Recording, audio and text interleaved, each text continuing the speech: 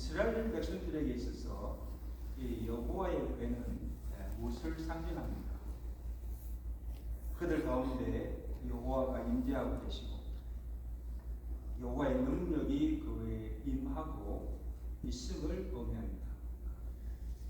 그래서 그들이 광야 생활 때 행군할 때나 또 전쟁에 나아갈 때마다 여호와의 궤를 앞서 세우고 나갔습니다.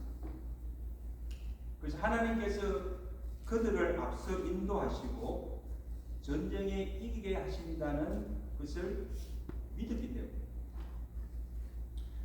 그런데 여러분 아시는 대로 이 사울 시대에는 이 블레셋과의 전쟁에서 이 제사장들이 궤를 메고 나갔지만 전쟁에 패하고 말았습니다.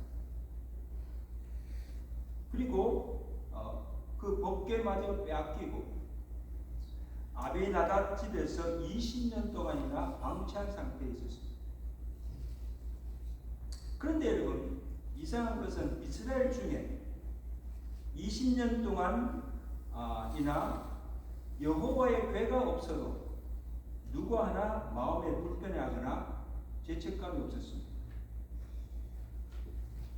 그래서 블레셋에서 빼앗긴 그 법궤를 속히 찾아와야 된다고 하는 사람도 없었고 그렇게 시도조차 하지 않았습니다. 여러분 이것은 우리에게 무엇을 반증해 줍니까? 사울 왕을 위시하여서 온 이스라엘 백성들의 마음이 하나님을 떠났고 하나님을 두려워하지도 아니하고 하나님의 임재도 다스림도 받지 않고 마음대로 살고 있다는 것을 보여주는 것입니다. 보면 3절에 다윗이 그것을 증거하고 있죠. 3절 보세요. 우리가 우리 하나님의 궤를 우리에게로 옮겨오자. 사울 때에는 우리가 궤 앞에서 묻지 아니하니까. 여러분 이게 무슨 말씀입니까? 우리가 하나님의 선민이면서도 하나님을 마음의 중심에 두지도 않고 하나님을 찾지도 아니하고 하나님께 나아가 제사도 드리지 아니하고 그의 말씀을 쫓아 행하지도 않으며 하나님을 떠난 삶을 살아왔다는 것을 시인하는 것입니다. 그래서 블레셋 전쟁에서도 이렇게 패했고 또 하나님께서 사울을 버리시고 그를 죽이신 이유도 하나님께서 그들을 떠나시기 때문입니다. 하나님의 영광이 떠난 그 법궤에 무슨 영역이 있습니까? 하나님의 영광이 떠난 그 교회에 무슨 영역이 있습니까? 역대상 10장 13절에 사울이 죽은 것은 여호와께 그가 여호와의 말씀을 지키지 아니하고 여호와께 묻지 아니함으로 그를 죽이시고 그 나라를 다윗에게 넘겨주셨더라. 여러분 참으로 드문 말씀이죠. 사울 왕의 첫 시작은 참 좋았습니다. 왕이 되자마자 그가 한 일이 뭡니까?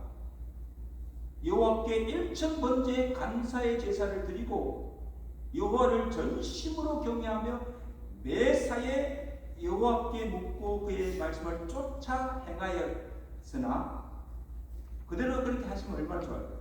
나라가 강성해지자 마음이 교만하여 하나님을 떠나 그의 말씀에 순종치 아니하다가 결국 하나님께 버림을 당하고 패망하고 만 것입니다. 여러분 이것을 보면서 오늘 지금 우리는 과연 어떻게 살고 있는가?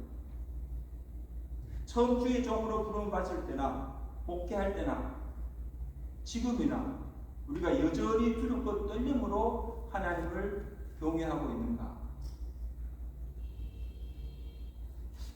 우리 모든 목사님들 이제까지 참 일생을 주와 복음을 위해서 헌신하며 사셨습니다. 잘 사셨습니다. 하나님께서 그 모든 수고를 기억하시고 은혜로 갚아주시고 위로하여 주실 줄을 믿습니다. 저도 목사 안수를 받고 34살 젊은 때에 이 교회에 부임해서 지금 원래 34년째 섬기고 있습니다. 그래서 우리도 저도 이제 곧 은퇴를 앞두고 저 은목회 들어갈 준비 준비하고 있습니다. 환영해 주십시오. 환영합니다. 바라기는 저뿐 아니라 우리 모두가 하나님의 종들로서 영적 긴장감을 늦추지 마시고 늘 깨어 기도하며 하나님 앞에서 꿇어없는 삶을 살고 복음의 열정을 가지시고 우리 각자에게 맡겨주신 주의 소명을 따라서 그 모든 사역을 잘 감당하시다가 모두 다 영광스럽게 하는 데 설 수 있기를 주님 축원합니다. 아멘. 처음보다도 끝이죠. 그건 인생을 살아요. 근데 이런 다윗은 사울과 달랐죠. 그가 왕이 되자마자 제일 먼저 한 일이 무엇인가면 13장 1절에 보세요. 다윗이 천부장과 백부장 모든 지휘관과 더불어 언론하고 다윗이 이스라엘 온 회중에게 이르되 만일 너희가 좋게 여기고 또 우리 하나님 여호와께로 말미암았으면 우리가 우리 하나님의 궤를 우리에게로 옮겨오자. 지금 놀라운 일을 시작하는 겁니다. 여러분, 궤를 옮겨온다는 의미가 무슨 뜻입니까? 단순히 궤를 기욤 여라림 아비나답 집에서 다윗의 성으로 옮겨온다는 것을 의미하지 않습니다. 하나님 이제부터 온 이스라엘은 여호와의 임재와 다스림을 받고 살겠다는 의지의 표현입니다. 이제 하나님께서 우리 이 회중 가운데, 이스라엘 회중 가운데 계시고 임재하고 계시고 사울 때는 우리가 묻지 아니하였으나 이제는 우리가 각성하여 그 궤 앞에 나아가 여호와께 묻고 그가 말씀하신 대로 순종하며 살겠다는 결단입니다. 거룩한 결단입니다. 그리고 또 하나의 의미는 제의적 성격이지요. 우리가 여호와 임재 앞에 나아가 항상 하나님을 찬송하며 예배하며 살겠다는 믿음의 고백입니다. 그래서 여호와의 궤가 이제 다윗성으로 들어오면 성막을 친 후에 거기에 궤를 두고 우리가 이제까지 드리지 못하였던 제사도 하나님께 드리고 불러보지 못했던 찬송도 부르고 우리가 한 번도 체험하지 못하였던 그 하나님의 임재와 은혜를 맛보고자 하는 거룩한 열망으로 이제 이스라엘 공동체 안에 하나님의 은혜의 물꼬를 터는 새로운 영적 부흥을 일으키는 운동을 시작한 것입니다.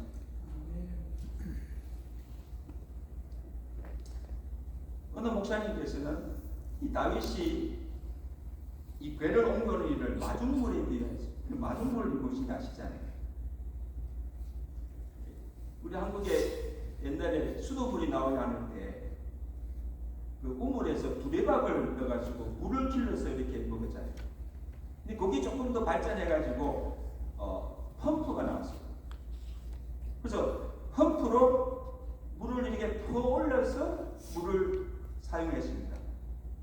그때 이 펌프질 할 때 한 바가지 물을 붓는데 붓고 틀는데 그 물이 뭐예요? 마중물. 그 한 바가지 마중물을 붓고 펌프질을 하면 그 지하수에 있던 이 물들이 생수들이 막 흘러 넘치는 거예요. 생수가 흘러 넘치는 거예요.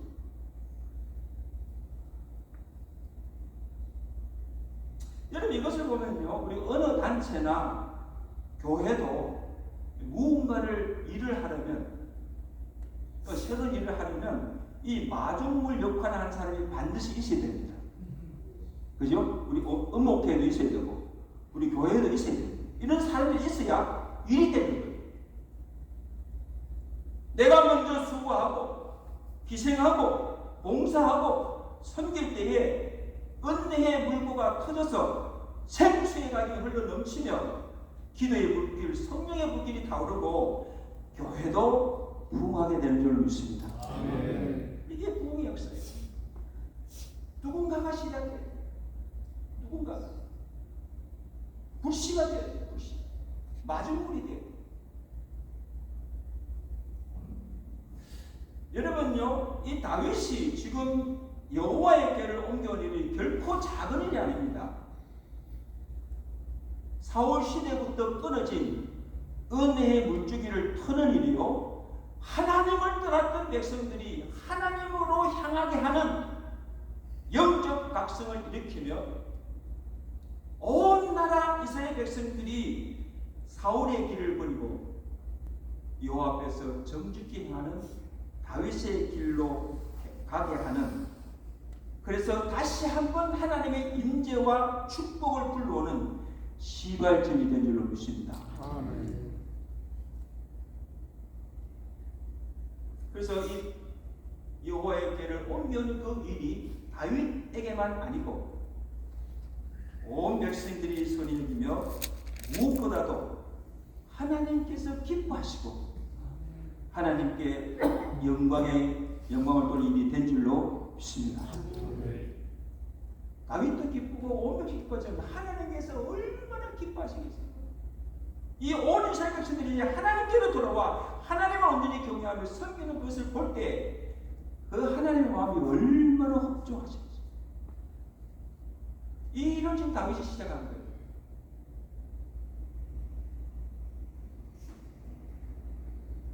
율법에 정한 규례에 따라서 여호와의 궤가 오벤 에돔의 집에서 다윗 성으로 들어올 때, 여러분 잘 아시는 다윗이 어떻게 합니까? 가만히 있었어요.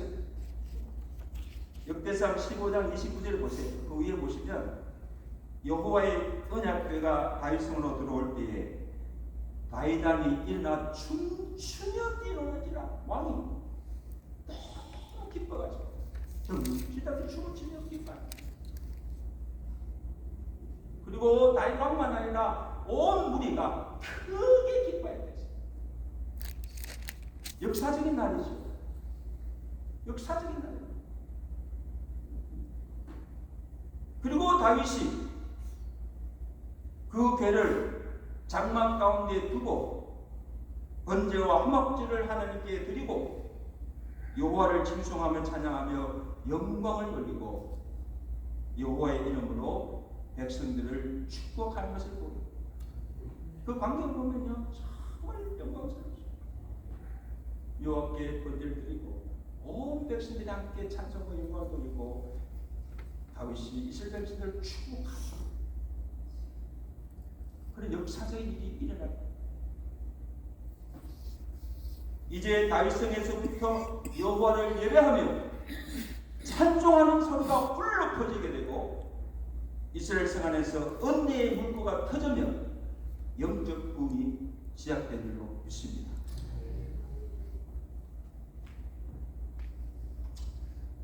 저는 잘 알지 못하기 때문에 엄목회가 하는 일이 참 많죠.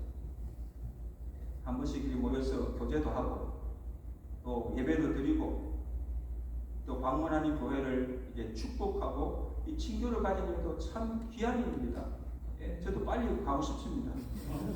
너무 보기 좋습니다. 오늘 이렇게 어르신들이 다 모여가지고 함께 만나 교제하고 예배 드리는 이 모습이 너무너무 아름다워요. 오늘 여기 아저씨님, 목사님 대부분들이 제가 알기로는 일생을 주와 복음을 위해서 헌신하며 사셨습니다. 인생의 오랜 경험, 지식, 또 영적 자선을 많이 가지신 분들, 여러분 한 분 한 분이 보통 분들 아니에요. 제가 볼 때는 대단한 분들이에요. 그리고 누구보다도 이 지역 교회들과 이 교계의 흐름과 영적 상태를 잘 하시는 분들이에요. 그렇죠? 뭐 노예, 교계 다 거쳐서 지금 오시지 않았습니까? 근데 어떻습니까? 오늘 우리의 시대를 보면 어느 때보다도 이 교회들이 어려운 때이고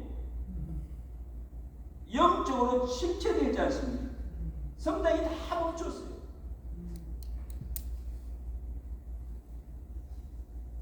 그리고 우리가 사는 이 미국도 사울 시대처럼 하나님을 떠나 여호와께 묻지 아니하고 말씀을 거스리며 하나님의 진노를 사고 있지 않습니까?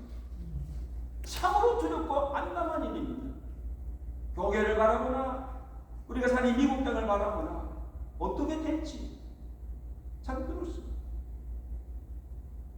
이럴 때 우리 엄목회 목사님들이 영적으로 깨어 일어나서 여러분들이 가시는 곳마다 마중물이 되어서 은혜의 물꼬를 틀 때 교회들이 생수의 강이 흐르고 죽었던 신령들이 살아나는 생명의 역사가 일어나게 될 줄로 믿습니다. 중요한 사명입니다. 기도가 끊어진 곳에 기도의 불을 붙이고 예배 감격이 사라진 곳에 예배의 불을 지피고 말씀의 은혜가 메말라진 곳에 말씀의 불을 지펴서 은혜의 생수 물줄기가 흘러넘치는 놀란 생명과 부흥의 역사를 일으키시는 능력의 종들이 되시고 축복의 통로가 되는 우리 엄목회가 되시기를 주간에 축원합니다. 축원합니다. 하나님 아버지, 귀한 종들이 저희 교회를 방문하여 함께 예배드리며 귀한 말씀으로 은혜 주심을 감사합니다. 일생을 주와 복음과 교회를 위해서 모든 것을 헌신하며 희생하며 믿음으로 사셨던 귀한 분들입니다. 하나님 한 분 한 분들을 축복하여 주시옵소서. 신원의 강건함으로 도와주시고 은퇴를 하였다고 해서 사역이 끝나는 것이 아니라 우리 각자에게 주어진 하나님의 거룩한 사명이 있는 줄로 믿습니다. 하나님 영적 긴장감을 낮추지 아니하고 늘 영적으로 깨어 기도하게 하시고 우리에게 맡기신 주의 거룩한 사명 잘 감당하시다가 충성하시다가 하나님 앞에 영광스럽게 설 수 있는 주의 종들 되도록 축복하여 주시옵소서. 오늘 이 시대에 이 엄목회가 해야 할 사명이 있는 줄로 믿습니다. 하나님 아버지여 마중물이 되어서 은혜의 물꼬를 트며 우리가 속한 가정과 교회 이 나라가 놀란 영적 부흥을 일으키는 거룩한 사명을 잘 감당하는 엄목회가 되도록 축복해 주시옵소서. 예수 그리스도로 감사하며 기도드리옵나이다. 아멘.